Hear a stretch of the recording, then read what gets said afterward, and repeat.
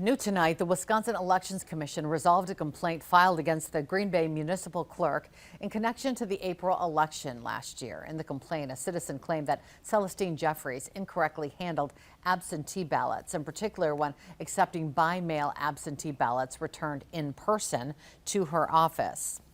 The WEC found probable cause that Jeffries violated state statute and ordered her to amend her policy. The city says Jeffries had already done so in August of last year. The commission also emphasized the need to comply with the Voting Rights Act in assisting disabled voters.